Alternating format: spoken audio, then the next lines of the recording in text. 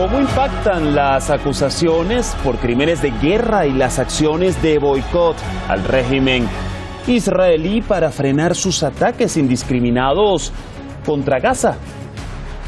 Bueno, si a alguien le ha quedado dudas sobre si el accionar de Israel en la Franja de Gaza puede o no denominarse como un crimen de guerra, la reconocida ONG Amnistía Internacional ha reiterado y lo ha confirmado. A la par de estas denuncias, pues la solidaridad con el pueblo de Palestina se sigue evidenciando desde distintos movimientos y el eje de la resistencia en Asia Occidental. Tal es el caso de Yemen. Los detalles los vamos a ver a continuación. Esto es Detrás de la Razón. Les saluda Dani Pérez Díaz y así iniciamos.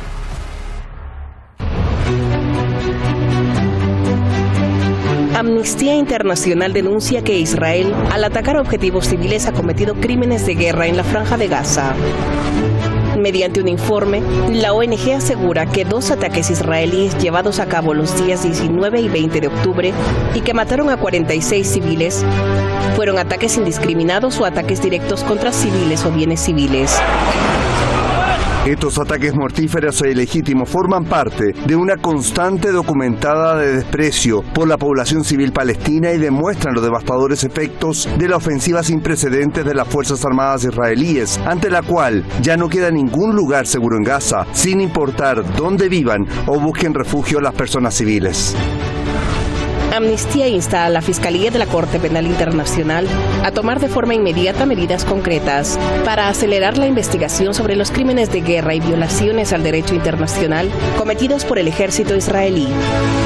La organización ha documentado ampliamente el insensible desprecio de las fuerzas israelíes por el derecho internacional humanitario en operaciones militares anteriores, pero la intensidad y crueldad de los bombardeos actuales no tienen precedentes. Los desgarradores relatos de sobrevivientes y familiares de las víctimas que describen el devastador precio en vidas humanas de estos bombardeos ofrecen una instantánea del sufrimiento masivo que los incesantes ataques de las Fuerzas Armadas israelíes infligen a diario a la población civil en Gaza y subrayan la necesidad urgente de un alto al fuego inmediato.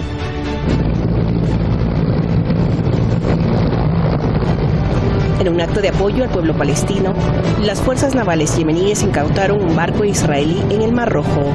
Se trata del barco Galaxy Leader, un carguero que transportaba vehículos. Según militares yemeníes, en la operación fueron arrestados junto a la tripulación al menos 52 personas que se encontraban a bordo. En tal sentido, el portavoz de las Fuerzas Armadas de Yemen subrayó que seguirán actuando cuidadosamente en sus operaciones contra los barcos israelíes, ya sean de guerra o comerciales, mientras duren las atrocidades israelíes. إن القوات المسلحة اليمنية تؤكد استمرارها في تنفيذ العمليات العسكرية ضد العدو الإسرائيلي حتى يتوقف العدوان على قطاع غزة وتتوقف الجرائم البشعة المستمرة حتى هذه اللحظة على إخواننا الفلسطينيين في غزة والضفة الغربية المحتلة. Finalmente, el vocero yemení reiteró que la comunidad internacional debe hacer todo lo posible para detener la agresión israelí contra Gaza, debido a que ha puesto en peligro la seguridad y la estabilidad de toda la región de Asia Occidental.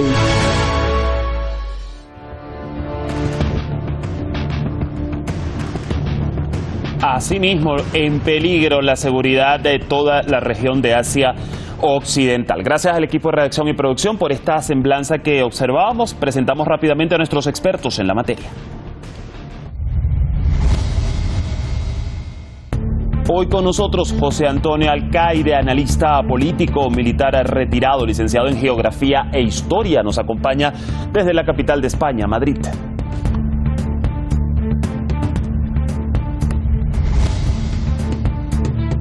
Y también nos va a aportar en el análisis Tadeo Castiglione, periodista experto en relaciones internacionales desde Neuquén, en Argentina.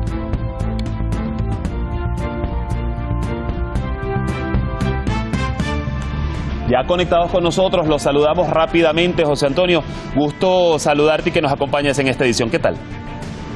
Hola, muy buenas tardes. Pues encantadísimo de estar con vosotros nuevamente en otra edición de este programa que da tanta luz a la gente. Gracias y un saludo para ti y para quien nos está viendo y escuchando. Gracias por esa valoración, José Antonio. Y también Tadeo, bienvenido como de costumbre a Detrás de la Razón, un nuevo análisis. ¿Qué tal? Muy buenas tardes, estimado Dani. Como siempre, una enorme alegría poder compartir contigo y un saludo cordial a toda la audiencia. Gracias, y precisamente me quedo contigo desde Neuquén para iniciar este análisis, porque con todo lo que ha sucedido allí en la Franja de Gaza hasta la fecha, quizás no debería ser objeto de dudas denominarlo como crímenes de guerra y genocidio enmarcado en el derecho internacional. Sin embargo, Amnistía Internacional, Tadeo, bien lo sabemos, es una de las tantas ONG que documentan los casos en la Franja de Gaza, en los territorios ocupados palestinos, y no en este último mes, sino a lo largo de muchas décadas. ¿De qué manera se exalta esta confirmación que nos ha dado Amnistía frente a aquellos que aún alegan que el régimen de Israel está en su legítima defensa? La verdad es que estamos delante de una realidad aplastante, que no se puede tapar el sol con los dedos. Todos hemos visto y hemos sido testigos de la violencia inusitada con que el régimen de Israel se ha comportado en esta ocasión.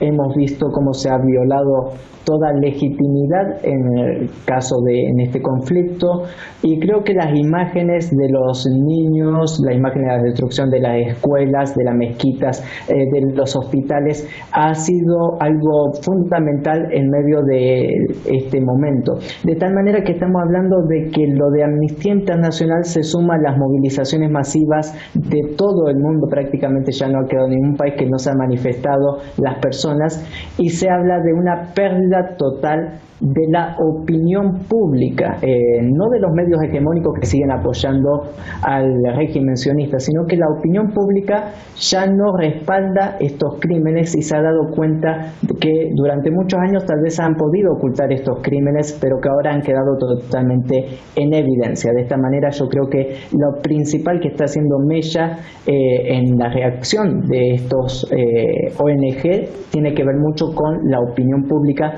que ya no se traga las mentiras que tanto se han pronunciado en años anteriores.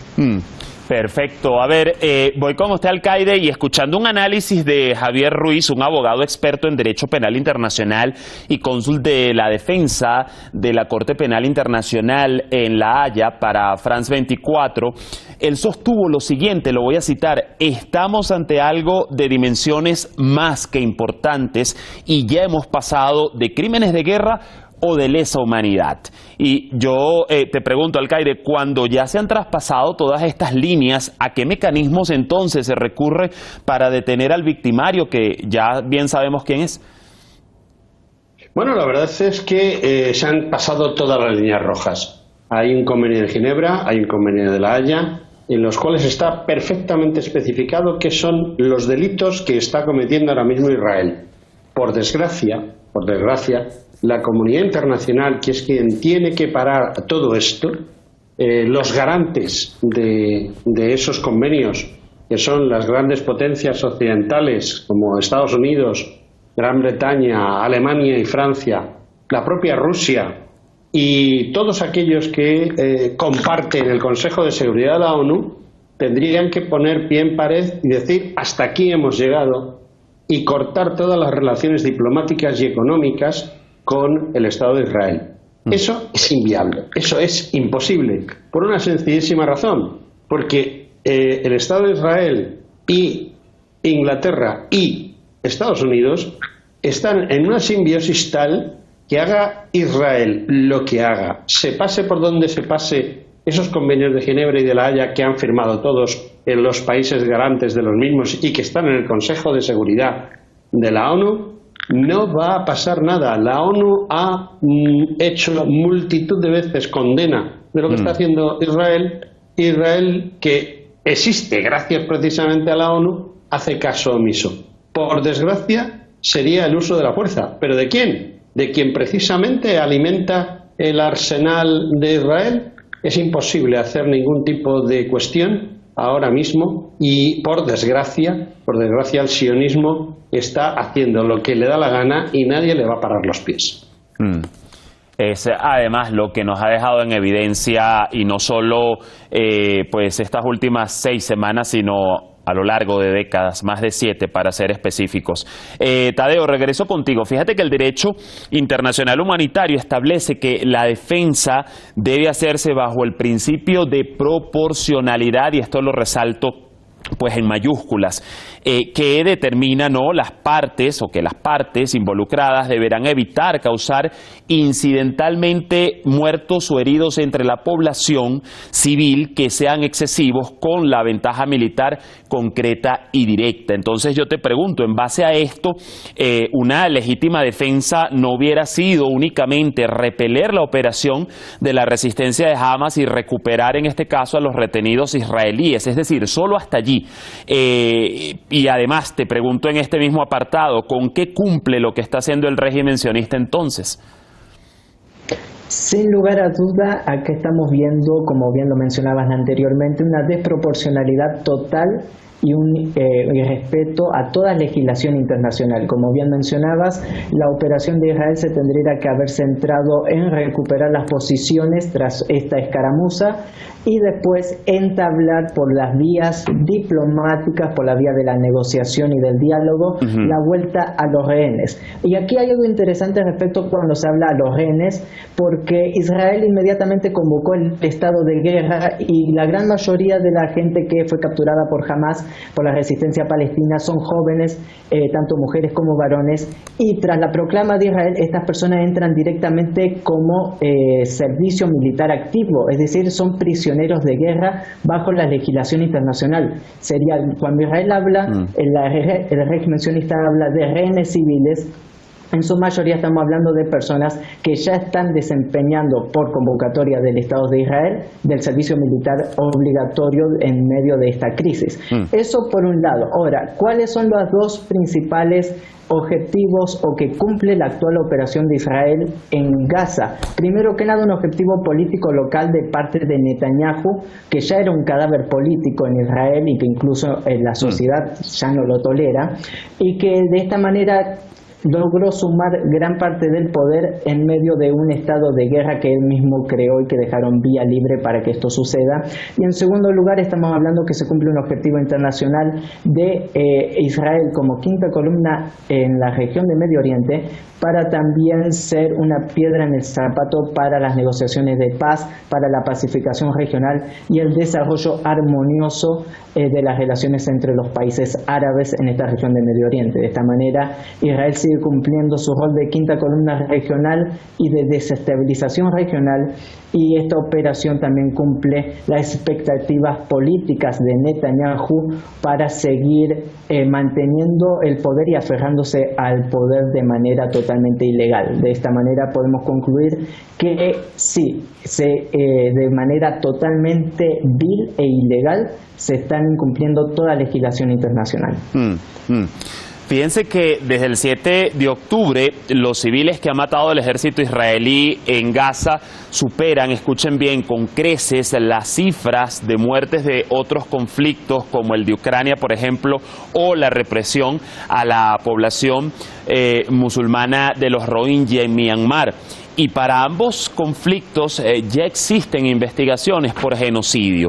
A finales del mes de octubre, José Antonio, el fiscal de la CPI, Karim Khan, visitó el cruce fronterizo de Rafah entre Egipto y Gaza, y desde allá aseguró que su oficina investigaría estos crímenes cometidos. Pero te quiero preguntar primero sobre la expectativa de que ocurra además lo mismo que ya ocurrió con esa investigación abierta también sobre crímenes de guerra en Gaza y en los territorios ocupados en el año 2021 por este mismo ente, y quizás qué puede ejercer la presión para que se haga y se termine condenando. Bueno, la verdad es que yo desconfío mucho de que llegue a buen puerto todas estas acciones. Los Estados Unidos de Norteamérica, y concretamente el sionismo internacional representado por Wall Street, indiscutiblemente están sosteniendo el régimen de Netanyahu. Netanyahu, como bien ha dicho el compañero, era un muerto viviente, era un muerto político total y absoluto, y digamos que se le, un término un poco especial, se le ha parecido a la Virgen con que sucediese lo que sucedió. Le ha venido muy bien a él y al Estado de Israel, porque ellos han tomado la decisión de eliminar, y esa es la palabra exacta, eliminar para siempre todo lo que signifique palestinos y Gaza. Y en ello están. Es decir, no van a parar en ni un solo minuto, no van a dejar de hacer lo que están haciendo, y no les preocupa en absoluto lo que pueda hacer ese fiscal. Ese fiscal instruirá lo que tenga que instruir, hará el informe que tenga que hacer, lo elevará seguramente al Tribunal de La Haya o a cualquier otro tribunal semejante o a la propia ONU, y al final pasará lo que viene pasando desde 1948, que es que Israel se va a ir de rositas. Es decir, hará lo que le dé la gana, llegará a los objetivos que crea convenientes y al final nada. Y eso la culpa, y ahora voy a decir algo incorrecto desde el punto de vista de esta emisora, pero la culpa la tienen los Estados árabes, que no han puesto en pie en pared y han dicho, señores, hasta aquí hemos llegado. Porque si todos los Estados árabes, incluidos sobre todo los de la propia península arábiga, moviesen ficha, Estados Unidos bajaría el acelerador, dejaría de pisar el acelerador y entonces quizá esto se pudiera cortar. Bueno, gran desafío allí tiene la Liga Árabe por demás. Ahora, yendo hacia otros puntos también, Tadeo, ante esta inefectividad que hemos estado conversando y analizando de un castigo internacional, ¿no?, y que se cumpla sobre todo, estamos viendo represalias o intentos de boicot en diversos ámbitos al régimen de Israel. Yemen es pues un caso especial en Asia Occidental, ha sido de los países pues con más empeño, de los países árabes con más empeño en propinar golpes de represalia a la entidad sionista, hasta que, así mismo lo han dicho, no cesen sus crímenes contra Palestina. Te quiero preguntar sobre esta incautación de un barco israelí en aguas del Mar Rojo y llevado a las costas de Yemen. ¿Qué efectos cumple, ¿no?, dentro del escenario del conflicto? ¿Cómo lo ves? Primero que nada, Dani, te quiero agradecer porque estés mencionando a Yemen, un país noble que ha resistido todo contra viento y marea, ha resistido una intervención internacional, una invasión de su país por parte de una coalición internacional, se ha parado en pie, ha logrado fortalecerse, lograr estabilidad, pese a ser uno de los países más pobres del mundo, y también quiero destacar la nobleza del pueblo yemení, de sus gobernantes, en todo momento, antes, durante y seguramente después de este conflicto. A nivel regional, solo dos grandes movimientos han dado todo por el pueblo palestino, ya sea el Hezbollah de manera limitada y el movimiento Ansar Allah, el movimiento de los hutíes del gobierno de Yemen, que controla todo el norte de Yemen y aproximadamente el 50% del país, y con las costas del Mar Rojo sumamente estratégicas.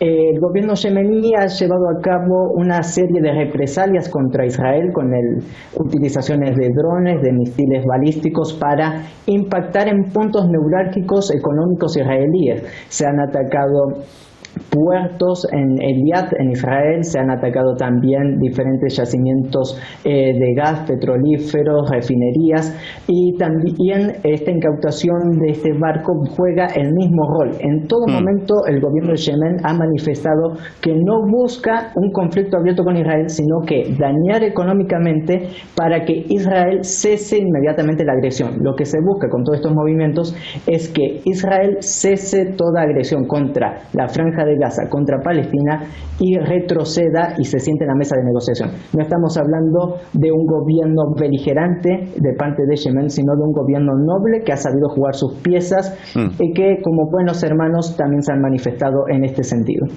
Siguiendo en este mismo punto, José Antonio, Ansarollah de Yemen ya lo había advertido, vamos a recordarlo. La Armada de Yemen, mientras dure la guerra en Gaza, monitoreará y actuará cuidadosamente en sus operaciones pues contra los barcos sionistas, ya sean de guerra o comerciales, ¿no?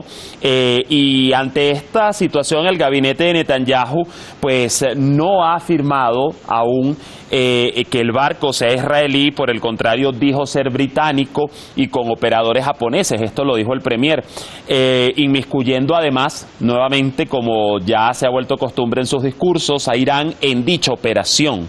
bueno, a lo que Yemen reiteró que ha sido únicamente una operación yemení. ¿Qué representa, y desde tu visión también como militar, ¿no?, y geoestratégica, qué representa este tipo de acciones o boicots mientras dure el genocidio contra Gaza?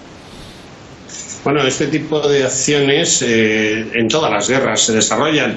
Siempre que hay una guerra, normalmente se crea una zona de exclusión en la cual no deben de entrar barcos que puedan interferir en las acciones o que sean barcos de parte. En este caso, un barco israelí, aunque hayan querido, pues no sé, disfrazarlo para evitar su captura y que se produzca su devolución, pero es indiferente. Lo más importante de todo esto es esas zonas de exclusión que en este caso, y por intereses indiscutiblemente del propio Israel, no han sido establecidas. Normalmente cuando hay una guerra de este tipo, la ONU es quien tiene la obligación de decir tal zona, tal mar, tal zona de tal a tal punto, es una zona de exclusión y no debe de haber ningún tipo de trasiego allí, excepto el propio que pueda haber de los beligerantes en esa guerra para acciones militares de esa guerra. ¿Qué es lo que sucede? Pues que los barcos de falsa bandera, igual que los ataques de falsa bandera, pues son patrimonio de determinados países. Y creo que, bueno, no es que el derecho internacional vaya a decirle a Yemen que lleva razón, porque, bueno, pues Yemen no entra precisamente en la lista de los países favoritos de ese derecho internacional, pero lo que sí es cierto es que tampoco tiene argumentos para tirarlo abajo. Respecto a que Netanyahu nombre a Irán, bueno, lo raro es que no lo nombrase. Para Netanyahu su enemigo número uno es Irán. Y bueno, es lógico que lo sea, porque Irán es quizá uno de los poquísimos países que le ha puesto, como vulgarmente se dice, las peras al cuarto, es decir, le ha cantado las verdades y le ha dicho lo que hay.